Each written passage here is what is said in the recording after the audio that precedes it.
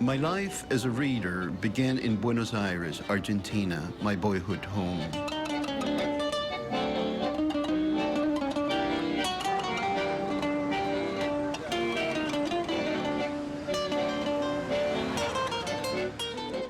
It was in a bookstore far less aristocratic than this one that I met the man who was going to change my ideas about the power of the reader. In the mid-60s, I was about 13, 14 years old, I decided I needed some pocket money. And the owner of the Pygmalion bookstore, right downtown, not too far from my school, said I should come along. And I started working there. And the writers of Buenos Aires would come to this bookstore. One of the writers was Jorge Luis Borges. Now, Borges was born a year before the 20th century, so he was, of course, 66, 67, and he had become blind in the 50s. It was a sickness he had inherited from his father. All his life he knew he was going to become blind, and he knew that he would have to have someone else to be his eyes.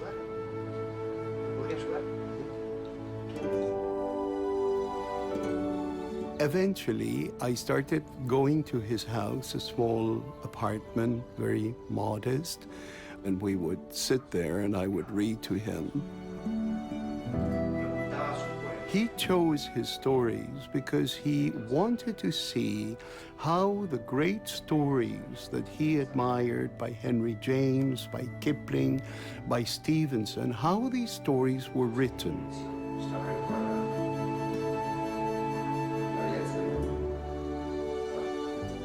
I realized later what an extraordinary thing it was to be able to see how his mind worked when he was thinking about a text.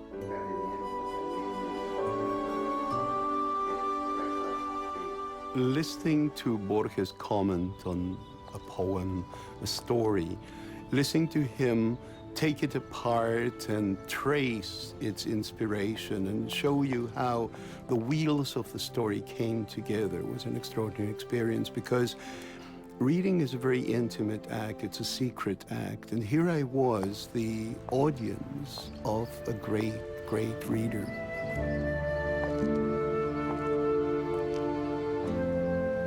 Every reader has one first experience that liberates him into the magic of reading.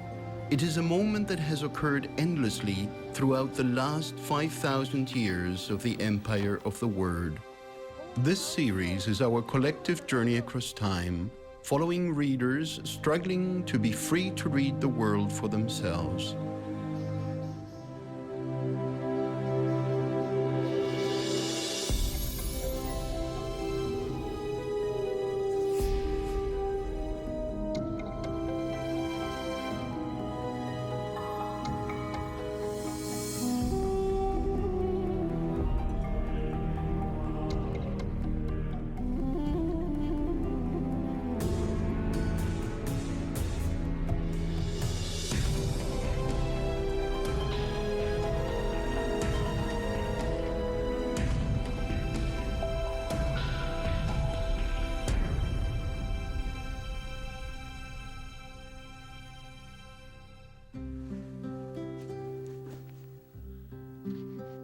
My name is Alberto Manguel.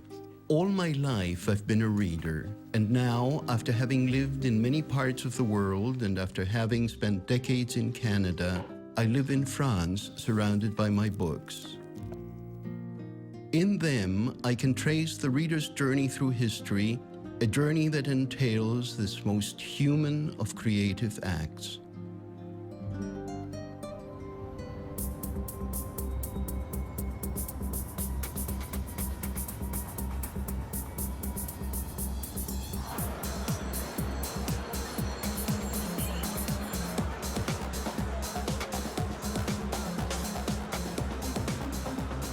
Grim voices have told us that reading may die out in the 21st century. In a place like Times Square, we seem to be sailing past words into a post-literate world of icons and moving pictures. But even here, words are indispensable. Movies require scripts, ads insist on using words, the din of traffic makes written language the only way to hear what the screens are saying. Why can't even Times Square do without written words? What is it that compels us to continue this ancient practice, and where does it come from?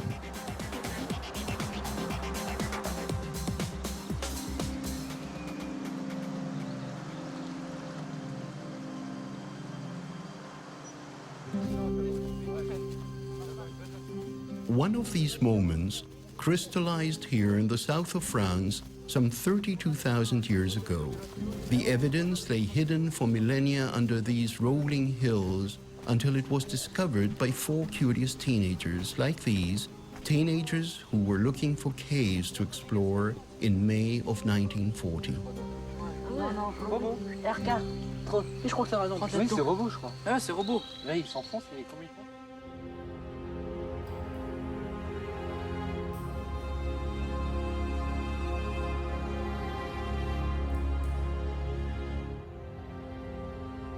This was the Cave of Lascaux, and its walls have some of the first complex portraits ever painted by humankind. But there are other markings here too, signs and mysterious symbols.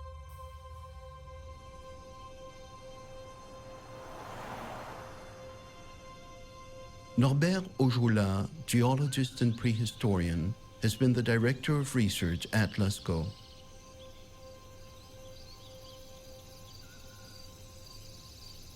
Seulement autour de 32 000 ans, l'homme moderne est arrivé dans cette vallée et a occupé toutes ces grottes, tous ces abris que l'on voit des Aisy jusqu'à Montignac.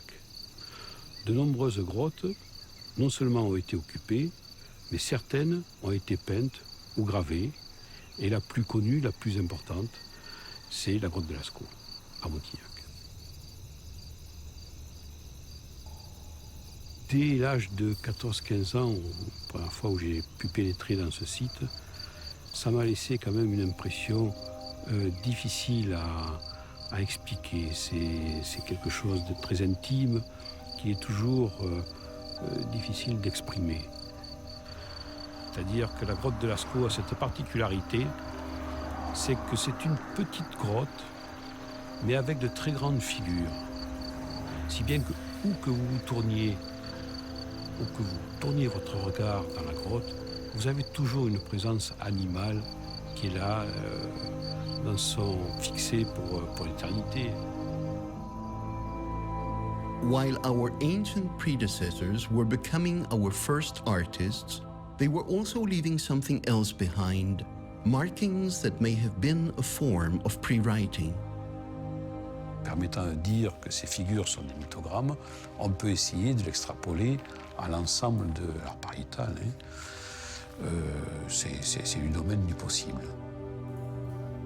Whatever the desire for reading is, it appears to have started early, long before the first alphabet. But how did the obsession with drawing pictures turn into the ability to read?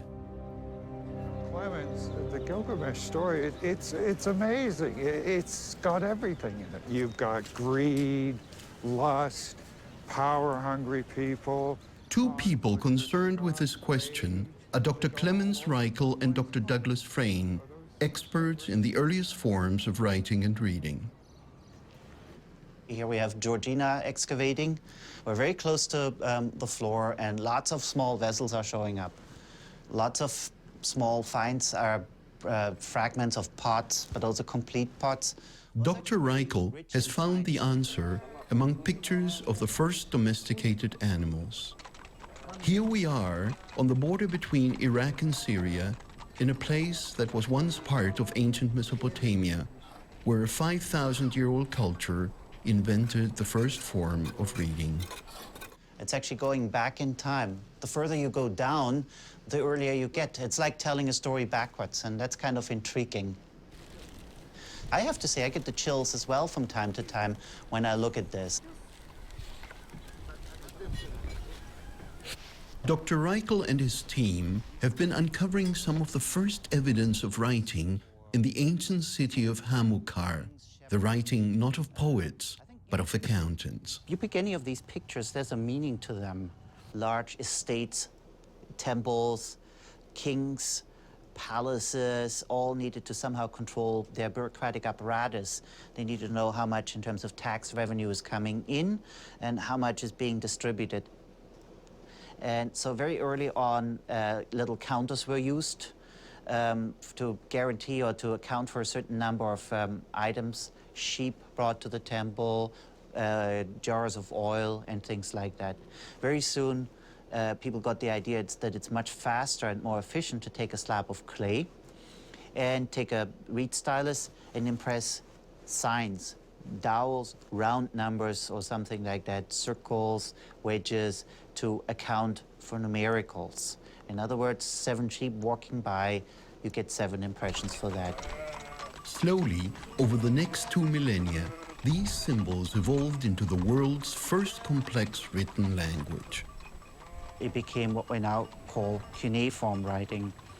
1 sheep received from a gentleman named Ludingira by another gentleman named Urkununa. It's the year when King Ibisin of Ur became king. That would be his first year, and we know when that is. That's 2027 BC. So it's a very detailed recording that we have here in terms of chronology and absolute dates. Once the symbols of animals had changed into shorthand forms, writing proper came into being. But only a handful of people could read, scribes and priests who worked on behalf of the Mesopotamian kings. Quite soon, reading and writing turned from accounting to other kinds of recording.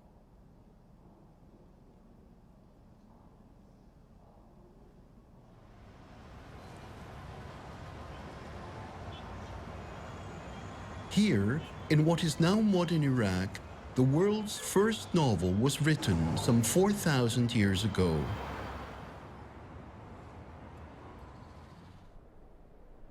Ancient tablets containing history's first literary masterpiece were uncovered in the region in the 19th century.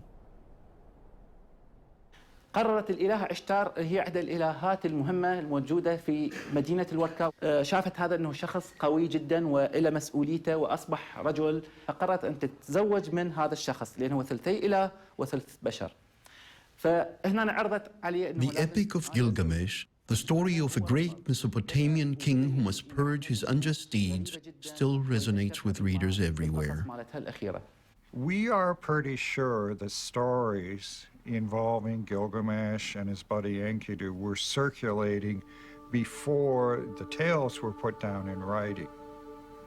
First of all, Gilgamesh was almost certainly a real person, so there must have been stories about this powerful man which only in later times were actually written down in cuneiform writing.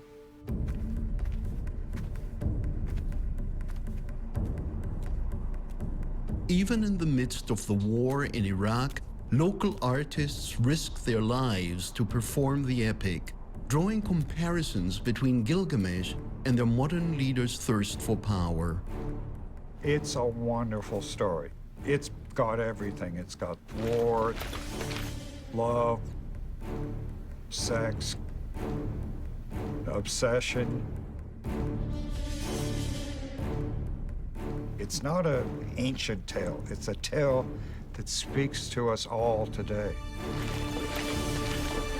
The story is about the king, and at the beginning of the epic, we have a hint something is wrong. He's got too much power. He seems to be oppressing the people in his home city of Uruk. So the gods sent a foil to try to keep him under control, who is his buddy Enkidu. Enkidu was the exact opposite of Gilgamesh. Gilgamesh is the noble king, the prince. Enkidu is a wild man of the steppe, who is the only one who can really keep Gilgamesh under control.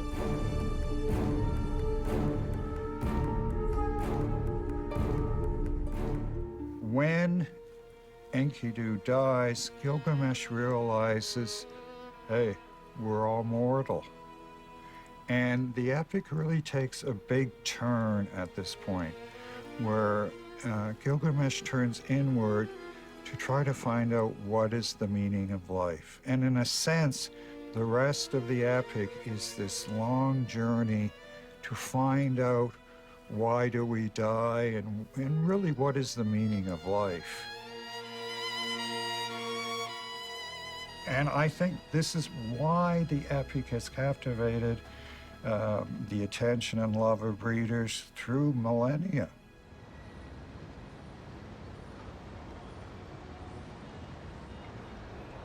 هذه الغابات الآشورية هنا تتصور الحصان وتنقل الملك، مشاهد صيد الملك من كان. Dr. Muda Abbas works in the Department for the Retrieval of Cultural Possessions. She has been the busiest employee of the museum after its priceless objects were looted by a mob following the American invasion.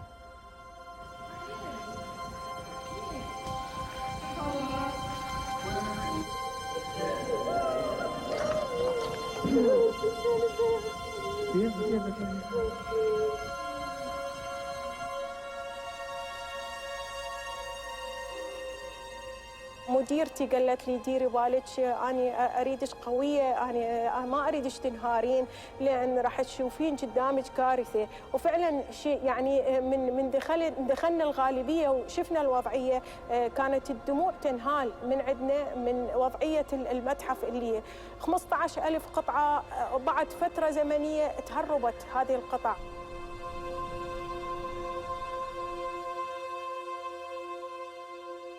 Luckily, the looters didn't take the fragments of the Gilgamesh epic preserved in the Baghdad Museum, and history's first novel is once again kept safe for its future readers.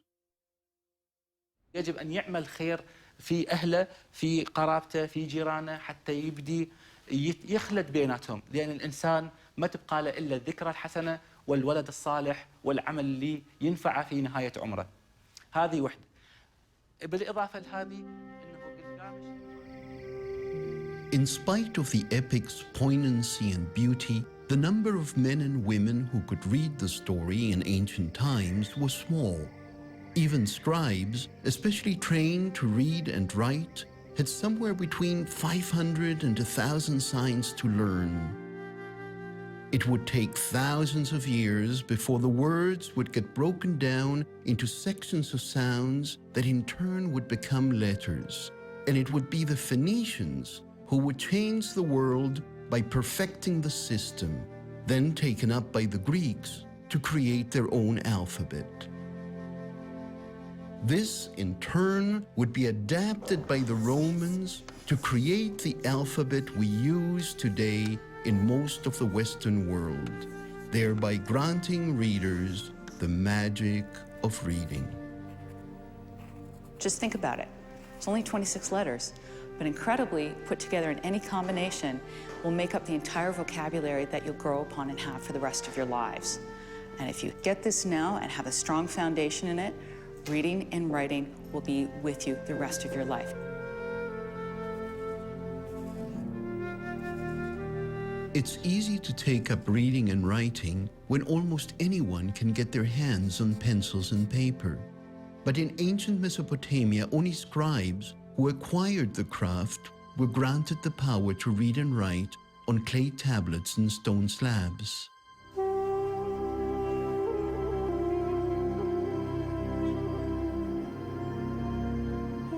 The Egyptians developed scrolls made from papyrus plants. These scrolls allowed them to hold much longer texts, and because they were not as fragile as the clay tablets, could be easily transported.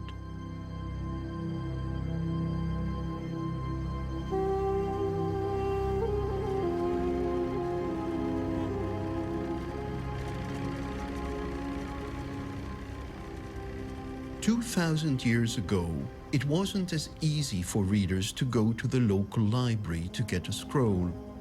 But in this city, 2,300 years ago, a group of scholars decided to create a place where a reader could find everything that had ever been written. This is the New Alexandrian Library, a rebuilding of the first universal library. If writing is the beginning of history, a library is the beginning of civilization. The original Library of Alexandria contained about 500,000 scrolls, making it the center of the universe, the place where all that was knowable could be read, works by Aristotle, Sophocles, Plato. The library was the brainchild of Alexander the Great, conqueror of the ancient world, a disciple of Aristotle himself. I was asked, who do you think had the greatest influence on the change of human culture? And I said Alexander. Not as a conqueror, not as a fighter, but his global enterprise was a turning point in human culture, from local knowledge to universal knowledge. So he commissioned a great scholar and asked him, I want you to collect writings of all nations as far as they are worthy of serious study. During the lifetime of the library, every ship that came into this harbor was made to surrender its books so that they could be copied into the library. Today, some captains still send their books when they arrive in Alexandria. Earlier libraries were mainly regional, concerned with their local traditions, customs, institutions, events, but to collect writings of all nations was realized in Alexandria for the first time. Almost all civilized languages with literature were available in Alexandria, the largest ever collected library. Tragically, much of the library's collection was burned by the Romans while battling against local forces who were protesting Roman rule in Egypt. My passion to revive the ancient library started many years ago. With my knowledge of past and present history, I thought that civilization depended a great deal on books. Without books, knowledge will stop. With this thought in my mind, I felt frustrated to be in a country where writing started with papyrus, not to have a decent library. Without a decent library, we cannot move forward. So my passion was to campaign for the revival of the concept of the ancient library of Alexandria on modern terms. I never expected so beautiful a building in my wild dreams. It's a very, very great pleasure, satisfaction to just think that I played a role in the creation of such a very successful project. The new library contains a collection of rare Arabic texts, as well as millions of books donated by the world's great institutions, the Library of Congress, the British Library, the Bibliothèque de France, and many others. The library also possesses the last remaining scroll from the ancient library.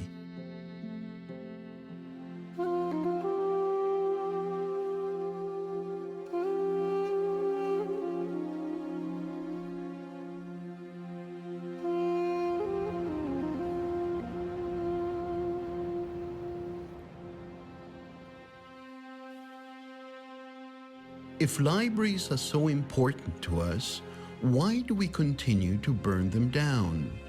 Iraq's National Library was nearly destroyed by unknown attackers shortly after the Americans invaded. The building, yes, was burned and looted between 10th and 12th of April 2003. An academic living in England, Dr. Saad Iskander raced back to Iraq immediately after the fall of Saddam Hussein and soon found himself as the director of the National Library. So you see soot and dust covering everything. So it was total destruction. I was shocked when I came here. I didn't expect this mess. So it was a very difficult task to rebuild this institution. We didn't have electricity, we didn't have water, we didn't have even money. We formed special teams that worked inside the archives and the library. Traveling the world to plead his case, Iskander found international governments willing to provide training and equipment to the National Library. It has helped Iskander begin the long process of rebuilding the collection. You cannot formulate an identity without going back to your cultural heritage. And libraries, archives, the museum are the tools to shape or reshape your national identity. We adopted a very clear position that politics must stay outside. So as you can see, there is no pictures of religious leaders or politicians in this building.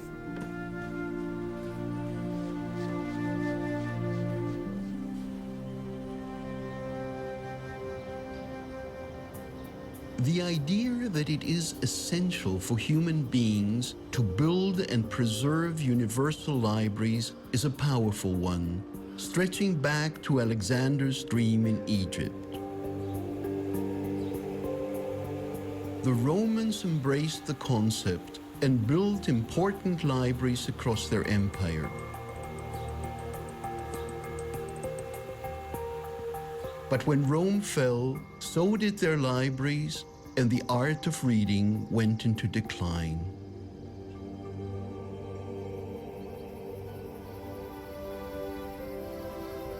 As the Roman Empire crumbled and its successors took over, the barbarian kings saw little need for literacy. But in order to preserve its dogma, the Christian Church wanted reading to survive. In various places of the empire, here in Ireland for instance, in isolated monasteries like this one, monks read not just the Bible and liturgical texts, but also Greek and Latin works by classical authors. The whole literary culture in medieval Ireland is tied in completely with the Christianization of the country. So Ireland acquired the Roman alphabet. It had to acquire it because essential to Christianity was the Bible. And Christianity couldn't function without copies of this text.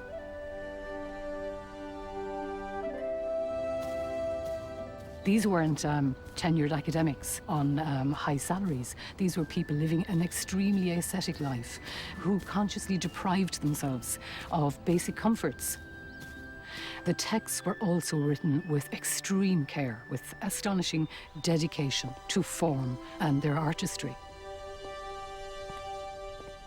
The monasteries acted as copy centers where a monk might spend his whole life copying a single Bible. These monks who wrote these manuscripts, they were ardent Christians. They did this work as a form of the praise of God. No doubt the monks rejoiced in the art that they produced. The work they did was extremely arduous. As one man said, 3 digits write, but the whole body labors. It was excruciatingly hard work. Medieval people lived in a world where warfare was endemic. But the dangers to the monasteries were ratcheted up very considerably in the early Viking period, when the monasteries, as great repositories of wealth, came under attack. Some monks were not just scribes. A few surreptitiously wrote their own poems or personal comments in the margins of the manuscripts. So you will get comments that tell a lot about the kind of life that they lived and how difficult their job was as scribes. And you'll also get excellent lyric poems.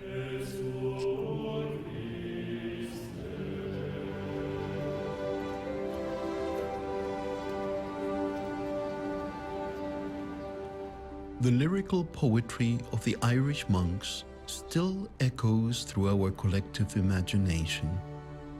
The long room in Trinity College is a crossroads, I think, for all the currents that flicker back and forth across the Irish mind.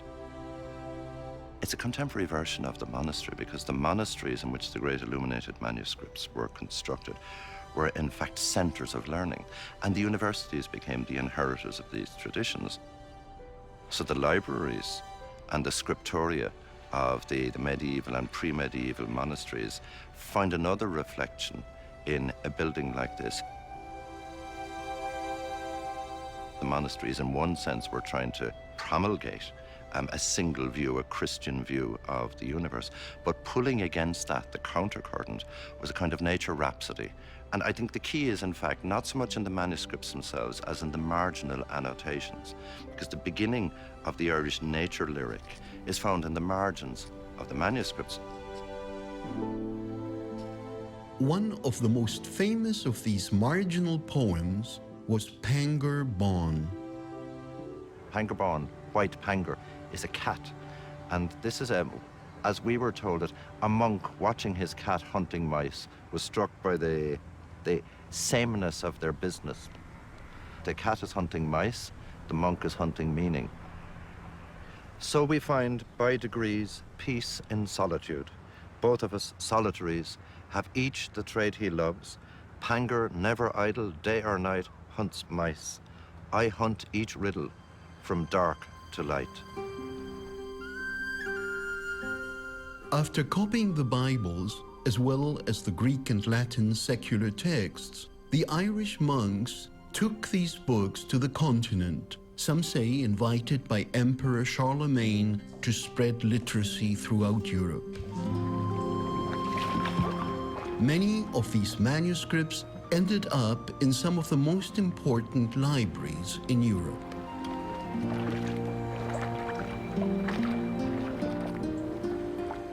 The Irish monks certainly contributed their fair share to the culture of Europe. They had an extraordinary zest for travel for the love of God. They became exiles for Christ with great enthusiasm. This is why we know something about Ireland's past, and Ireland's literature in the Middle Ages is a very important aspect of the literature of Europe and of the world. Most of these monastic readers followed traditional interpretations of the Holy Word. They did not seek to interpret the text for themselves, but trusted the orthodox readings of Mother Church. It was not until the 16th century that a new kind of reading found its way into classrooms like this one in Sélestat on the French-German border. Sci licet et tempus uniet, cum finibus illis agricolin. The scholastic teaching of the 15th century required that students learn only the official interpretation of a text. Crato Hoffmann and other teachers begin instead to teach their students to read for themselves, a revolutionary notion. J'enseignerai à partir des classiques et nous les lirons pour nous-mêmes.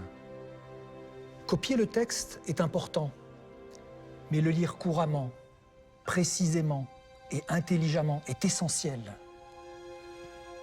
Discutez entre vous de ce que cela signifie. We know this because one of the students, the 15-year-old Beatus Renanus, kept a notebook about his classes. In it, we can read no less than the liberation of the individual reader. Si nous lisons pour nous-mêmes et non pour les autres, alors le texte nous appartient à nous et à nous seuls. Il y a de la beauté et de la sagesse dans les textes anciens. Quand vous les lisez, trouvez quelque chose qui vous parle personnellement. These students read Latin and Greek literature, adding personal comments to the traditional ones. But commenting the Bible was a more cautious exercise.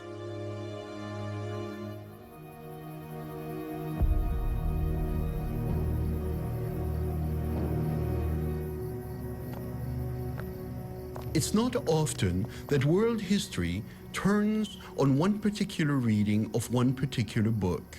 But in 1521, that's what happened here in Germany. Martin Luther challenged the Church's interpretation of the Bible and was convicted for heresy. Being an outlaw, any citizen had the right to kill him. To save him, the German emperor, who was his friend, hid him inside Wartburg Castle. Less than 30 years after Beatus had kept his notebook, Martin Luther would shatter the Church's hold on biblical interpretation.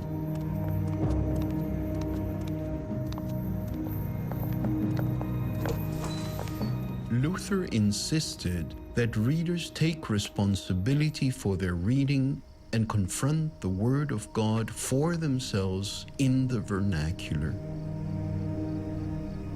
Wer nicht angefochten wird, der kann auch nicht glauben. Many believers followed Luther's crusade and set up their own Christian sects in their own local languages.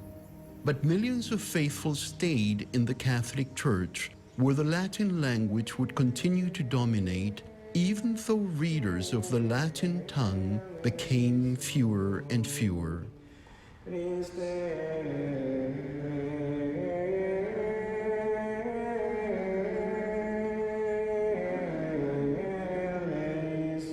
Languages that don't adapt risk extinction, and Latin now clung to life in isolated corners of the world.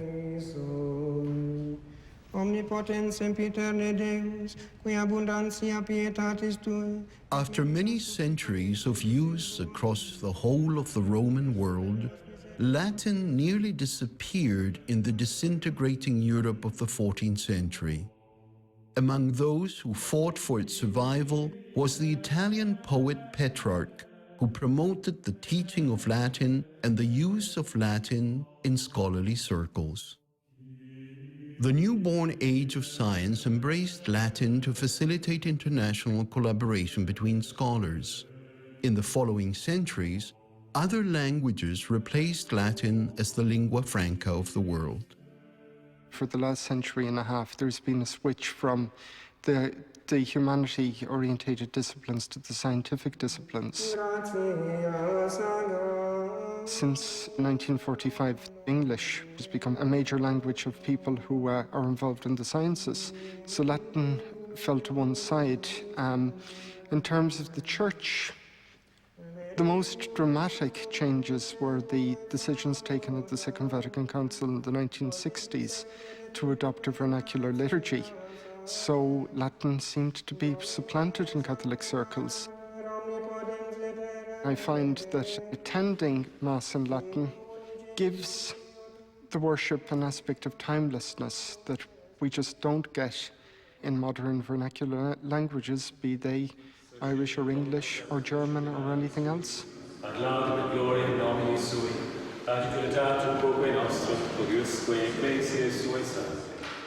Martin Luther wanted every man and woman to be able to read the Bible in their own tongue, to interpret and learn from it according to their own individual gifts. But sometimes such reading freedom can lead in turn to new dogmatic readings. You got me jumping up and down, you got me spinning around, you got me crying out for more of you, Lord. You got me knocking on the door and pounding on the floor. Gotta have more of you, Lord. You got me jumping up and down, you got me spinning around, you got me... These evangelical Christians, like millions of others around the world, have based their faith on their own interpretation of the Bible. In the Bible, God talked to a lot of people, didn't he? Can you think of anyone? Yeah, just quickly shout it out. Moses. Abraham. Jesus. And Jesus says in the Bible that my sheep know my voice. So everyone go, bah. So he's talking about sheep, he's talking about us, his followers, right? We get to know his voice. We get to hear him talk to us. Very cool. And today, that's what we're gonna do. We're gonna hear God's voice for each one of us, and we're gonna ask him what he thinks about us. Who is a good reader? Who likes to read? And it's Joseph? Yes. Okay.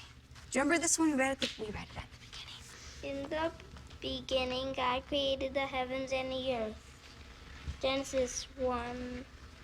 Genesis 1. Thank you, Joseph. So what does that verse mean to you guys? I know it's short, but there's a lot of words in there.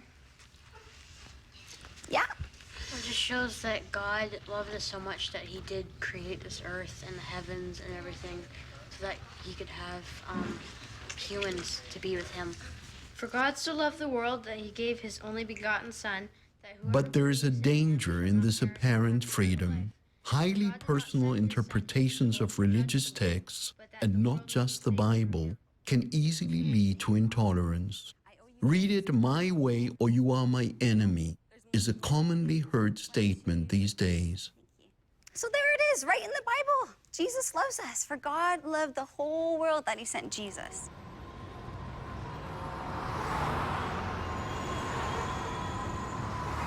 In the beginning, God created the heavens and the earth. The earth was without form and void, and the darkness was upon the... A.J. Jacobs is a writer who survived 1 year reading the Bible as a radical literalist. What I tried to do for a year was follow every single rule in the Bible, and there are hundreds. There are over 700 rules in the Bible, and I wanted to follow the famous ones like love thy neighbor, be fruitful and multiply, the 10 Commandments, but I also wanted to follow these more obscure ones, including you shall not wear clothes made of mixed fibers, and stoning adulterers. And obviously this presented a problem because in 21st century America, it's not easy to stone an adulterer. John had a bell and a whistle. John had a whistle and a bell. John had a bell and a whistle, and where he is you never can tell. John came to dinner with his shoes on. John missed the prayer and the song. John would be late for his funeral if it didn't take too long.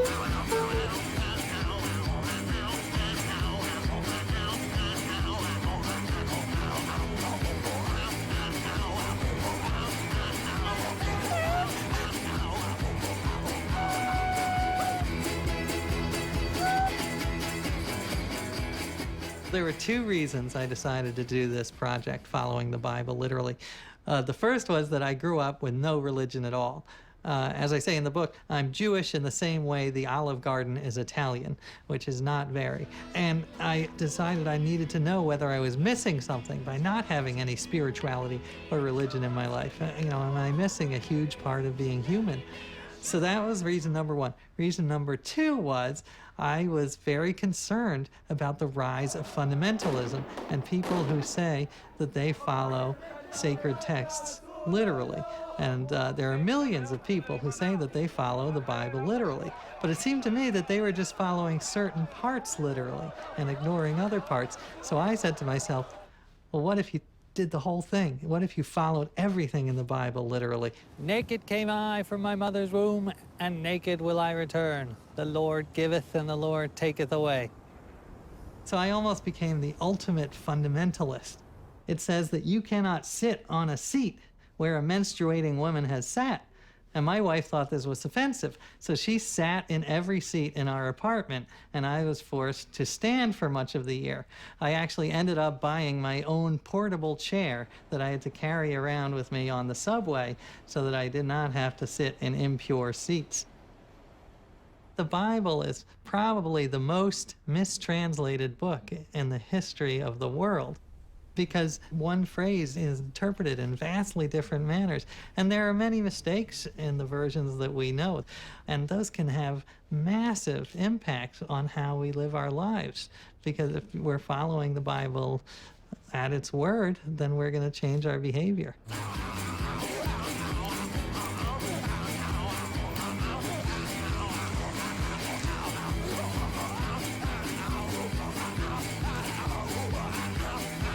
Interpreting the Bible literally is not the best way.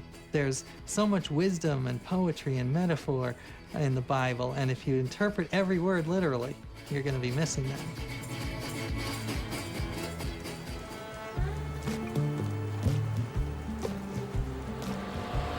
A.J. Jacobs' encouragement to look for the truth and beauty inherent in a text presupposes that we all have access to books.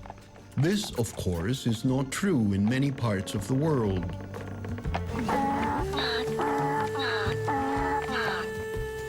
Colombia has been afflicted by civil war for decades. Much of the country's educational infrastructure has been destroyed.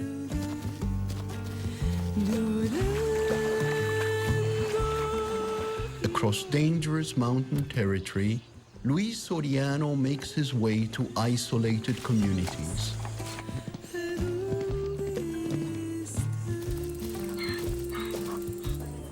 Soriano has dedicated his life to helping these children have access to books. Hola, niños. Hola. ¿Cómo están? Bien. ¿Cómo han pasado? Bien. ¿Qué han hecho? Hola. ¿Cómo estás, mía? ¿Cómo has pasado, Karen? Bien. ¿Qué has hecho? Oh, ¿cómo están, niñas? ¿Cómo han pasado ustedes? Bien. Hola, narizón. ¿Estás aquí? Hola, Carlos. ¿Y esta gallina? Mi mamá me la mandó. Ah, bueno. Vete para allá con ella y pónmela en un lado.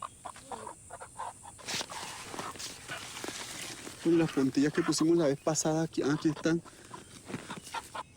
Soriano allows the children to order and borrow books from his own collection. Bueno, hazme un favor, Alicia. Gracias.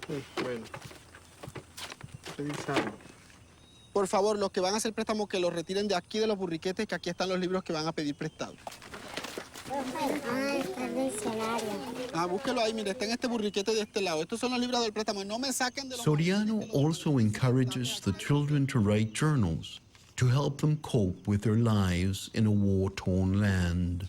Yo estaba en el patio jugando cuando escuché a mi mamá gritando. Me dijo que corriera rápido y que la esperara en el camino.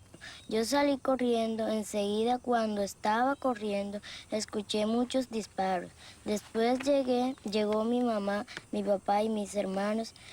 Mi papá me cogió de la mano y salimos corriendo. Después llegamos a la carretera. Nos quedamos en una choza que había. Ahí nos quedamos toda la noche.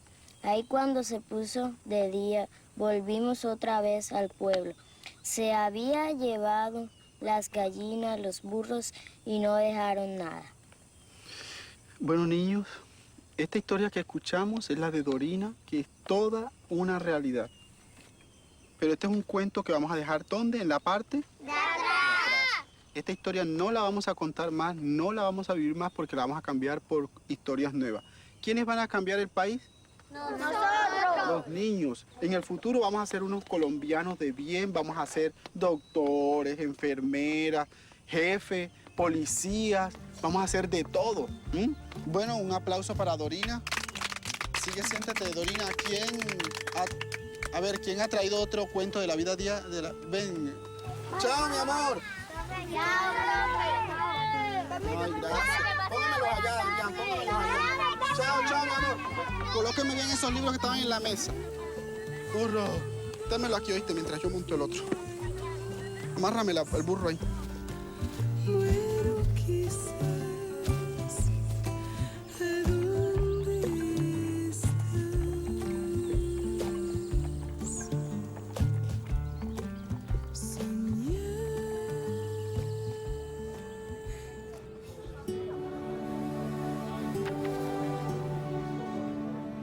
Having the opportunity to read and to choose what we read not only transforms us, it transforms the world itself.